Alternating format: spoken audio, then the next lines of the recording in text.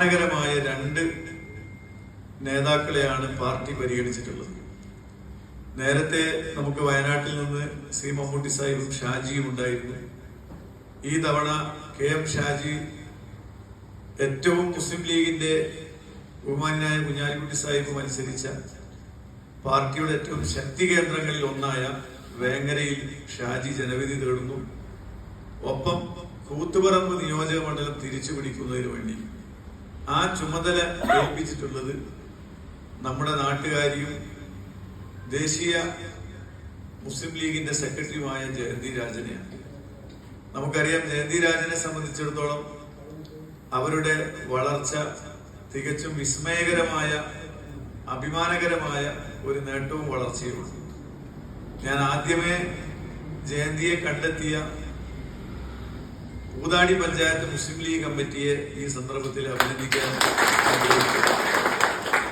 കാരണം പാർട്ടി പൂതാടി പഞ്ചായത്തിൽ നമ്മൾ നിരന്തരം മത്സരിക്കുകയും പരാജയപ്പെടുകയും ചെയ്യുന്ന ഒരു പശ്ചാത്തലത്തിൽ അവിടെ ഒരു വ്യത്യസ്തമായ സ്ഥാനാർത്ഥി നിർണയം അവിടുത്തെ പഞ്ചായത്ത് മുസ്ലിം ലീഗ് കമ്മിറ്റി തീരുമാനിച്ചു.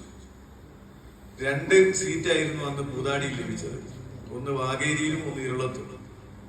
അവിടെ 2 സ്ഥലത്തും നമ്മൾ ഒരു പരീക്ഷണാർത്ഥം മുസ്ലിം ലീഗിന്റെ കോണി ചിഹ്നത്തിൽ വാഗേരിയിൽ സിന്ധുവിനെയും അതുപോലെ ഇരുളത്ത് ജയന്തിയെയും വന്ന് പഞ്ചായത്ത് മുസ്ലിം ലീഗ് കമ്മിറ്റി കണ്ടെത്തി.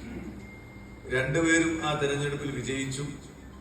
പക്ഷേ ജയന്തി ഒരു കേവലം മെമ്പർ ആവുക അല്ല ഉണ്ടായത്, മറിച്ച് മെമ്പറായ അന്ന് മുതൽ പാർട്ടിക്കൊപ്പം സഞ്ചരിക്കുകയും ഒരു കറകളഞ്ഞ പാർട്ടിക്കാരിയായി മാറുകയും ചെയ്യുന്ന ഒരു സാഹചര്യമാണ് നമ്മൾ കണ്ടത്. അന്ന് വനിതാ ലീഗില്ല.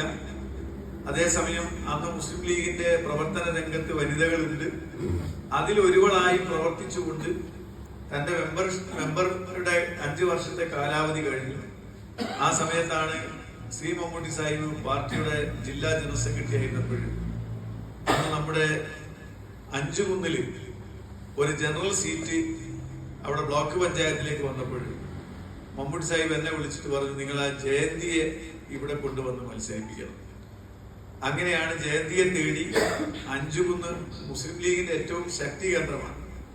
ഇപ്പൊ അവിടെ ലക്ഷ്മി ആലക്കമറ്റം ജയിച്ചത് 1200-ലധികം വോട്ടിന്റെ ഭൂരിപക്ഷത്തിൽ. അപ്പൊ അന്ന് ജയന്തിയെ മമ്മൂട്ടി സാഹിബ് ആവശ്യപ്പെട്ട് നമ്മൾ അവിടെ കൊടുത്തു. അത് ഒരു ചെറിയ ചുവടുവെപ്പായിരുന്നു. പിന്നീട് നമ്മൾ കണ്ടത് വനിതാ ലീഗ് അതിന്റെ ജില്ലാ കമ്മിറ്റികളും സംസ്ഥാന കമ്മിറ്റികളും ഒക്കെ നിലവിൽ വന്നപ്പോഴും വനിതാ ലീഗിന്റെ ദേശീയ സെക്രട്ടറി ആയിട്ടാണ്